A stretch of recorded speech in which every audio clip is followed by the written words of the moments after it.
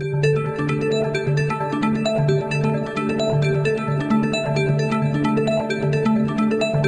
for those of you who have cell phones, it would be great if you extinguish them. Don't just turn them off, but turn them all the way off. We have electromagnetically sensitive people in the audience, and they and I would appreciate it. First of all, thanks everyone for coming out. And the topic of the day is the dark side of smart meters, and primarily to tell you what PG&E doesn't. I am Rob States, briefly 3 MS degrees, not in microwave technology. One would wonder why listen to me. So I tend to list relevant work experiences when I'm giving a talk. For about 2 years, I consulted for Microsource that makes microwave synthesizers up in Santa Rosa. And I was doing, basically circuit troubleshooting for those guys. I've designed several mainstream power generating pieces of equipment in the grid, and I'm the planet's leading expert on pulsed impingement. I sold a job to the Department of Energy, and this technology is capable of reducing the planet's energy consumption by about 0.75%. That's one invention. 0.75% reduction is basically doubles the efficiency of drying of paper. So the point being that I have expertise both in the microwave side and in the power generation side. This is kind of the introduction for the afternoon. So the idea is to basically outline what is a smart meter, and then the health impacts, which are like drive you nuts, and the privacy impact, which will double drive you nuts. And the idea is to create an action plan, which, since I'm an engineer, I don't have the action plan, but we have Larry Bragman here who does have an action plan. So let's describe what we're talking about here, which is the power grid. And during a typical day, there is lots of power consumption during the middle of the day, and there isn't very much in the middle of the night. And so the primary reason for having smart meters is to move some of this demand over to there. So basically, a smart meter is therefore responsible for 0 reduction in usage. 0 reduction. It is primarily a device that moves power from one place to another. Unlike, for example, superconducting high tension lines, okay? Those would be responsible for a 30% increase in total efficiency and a total reduction in usage of power, usage of fuel to generate the power. Boy, am I not doing a good job here. But these meters of themselves are responsible for no reduction in the consumption of electricity.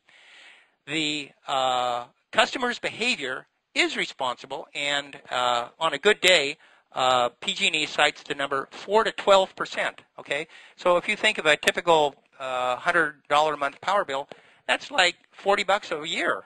I mean, how much customer sort of activity are you going to get out of that fairly small amount of money? So that factors into, well, I'll get back to that. This is off of Silver Spring's website that basically describes the system, and as you can see, it's very simple. Any straightforward questions for that? Let me give you the quick tour de force. Over here is your house, and here is a smart meter that's connected to your house, and eventually this smart meter then talks to PG&E, which is over here somewhere. But what it also does is it talks to the neighbor's meter, and that to the neighbor's meter, and that to the neighbor. And what we're showing here is that this is what's called net topology. That means your meter has to send about 700 numbers a day to PG&E so that they know time of day use for your house. Okay, that only takes 45 seconds, but it may not be talking directly to a cell tower. It may be talking, which is this thing right here. It may not be in direct line of sight to a cell tower, so it will talk to its neighboring smart meter. That neighboring smart meter will talk to another neighboring smart meter, and so the duty cycle the PG&E cites is for this meter talking, let's say this meter talking directly to a cell tower.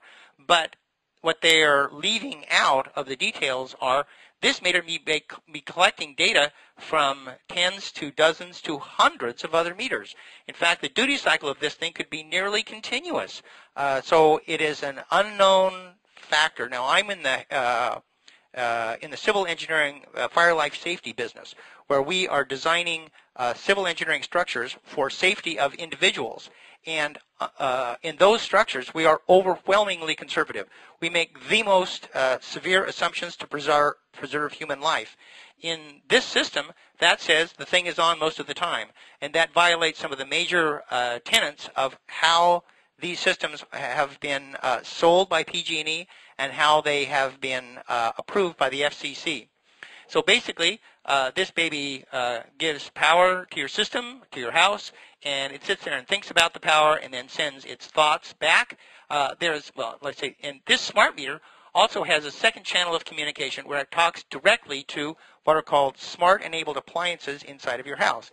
And currently there are none or virtually few smart appliances, but the CPUC wants to change that.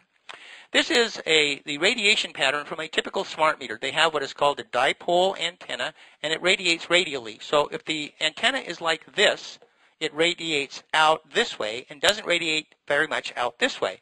And this is required so that it can both talk to a cell tower, which may be slightly above it but at a shallow angle, or to a neighboring smart meter, which would be a lateral communication. But what is in the lateral distance between this meter and the next smart meter?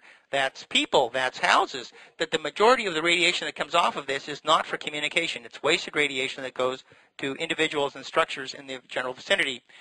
Cell phones use this style of antenna exclusively, and part of it goes directly into your head, which is a major concern. If you read the fine print on an iPhone, it says, always use the iPhone 5/8 of an inch away from your head. That means you are told in the fine print 6-point type in the sub-paragraph of some appendix to hold the thing with an air gap between your head, because when it is touching your head, this radiation is actually above the FCC limit. This is strictly optional. These antennae could be designed as high-gain transmitters, and all it would mean is you either put it on this side of your head where the cell tower is this way, or this side of your head where the cell tower is that way, and you could drop the energy consumption, or let's say the energy wasted to your head by a factor of 1,000. It would be fairly easy to design. But in 1996, the Telecommunications Act relieved them of any local requirements to get the position of the cell towers approved. So they can put a cell tower anywhere they want. And the rider in 1998 resolved them of any liability. So they are in a position of not requiring to consider your health when they're either designing the system or designing the phones. And more convenience is the sales feature, and that is what's been driving this industry, is more convenience. A smart meter typically goes on the outside of your house, and so there it is located. But what's directly on the other side of this? That's the interior of your house. So because we know that this is a laterally transmitting device, on the other side, this is being laterally transmitted through the wall. So if you're sleeping over here, you're getting radiation from this meter, 8 hours a day. If this is your office, a high occupancy area, the exposure could be substantial. So let's discuss the health ramifications of this piece of equipment. We are fairly familiar with ionizing radiation, which, say, an X-ray hits your cell inside of the cell's nucleus. It breaks a DNA molecule, and from then on, the children of this cell have a defective DNA, which turns on a RAS gene or some other naughty thing, and this cell then replicates and becomes a tumor. So this is a well-known, well-understood action path, but this is like an X-ray or a cosmic ray. It is an extremely high-energy piece of radiation, and cell phones and smart meters put out much lower frequencies, typically 900 megahertz. And so we are assured by some scientists that ionizing radiation is required for this. But in fact, non-ionizing radiation disrupts van der Waals bonds, and that is the major bond during creation of proteins and replication of DNA. And you may think of a covalent bond as the rubber on the bottom of your shoe. If you want to get the rubber off, you have to scrape it or you have to cut it. It's very ruggedly bonded to your shoe. But A van der Waals bond is like the mud that's on the bottom of your shoe. It's fairly easy to scrape off. If you rinse it off, it comes off easily. That's a low energy bond, and you have much lower frequencies that can disrupt these. You are producing roughly 3,000 miles of DNA per day. You're making about 20 billion new cells. Each one has got about 3 feet. You figured out it's like 3,000 miles. You're zipping this stuff out like crazy, and every time there's a disruption from RF radiation, you are running the risk of creating an error either in DNA transcription or in the creation of a protein. This fuzzy slide is looking at an individual who is sensitive to microwave radiation. In this case, the person is talking on a 900 megahertz handheld phone. That means it's not even a cell phone. It's a phone that only talks to a base station that's a few feet away, and it's a convenience so that you don't have a wire. This is a normal person, and when they talk on this 900 megahertz phone, there is virtually no change in their physiological condition. But this person, their heart rate goes from roughly 68 up to 122, and the heart rate becomes irregular. And as soon as you turn the phone off, they return to normal sinus rhythm. This is one of many sensitivity issues with microwave radiation. This is a normal person. This is a sensitive person. How many sensitive people are there in a general population? And this Swedish study indicates that there's roughly 3% of the population that is severely sensitive to microwave radiation. And you put smart meters in a residential area, and these people either have to move or they have to heavily shield their houses. 35% of the population is moderately sensitive. So we are in a gray area here where the impact on property values and the impact on the population in general is relatively significant. This is a study done in Spain where directly underneath the cell tower they are mapping out as a function of distance, and this is 300 meters, so that's like 1/8 of a mile, something like that, about 1,000 feet,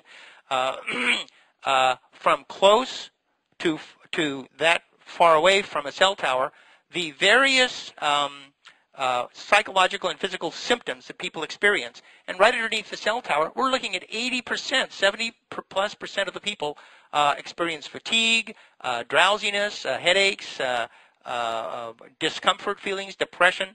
So even the existing cell towers are generating significant problems, health problems for people nearby. This is a quick example of what we're dealing with in the case of an industry that's generating $500 billion worth of market revenue a year. This is a Reuters news service, October 13th, 2009, just last year, and they were reporting on a South Korean study that studied the links between mobile phones and tumors. And at 4 o'clock in the afternoon, the Reuters news feed said, high-quality studies often show potential cancer link.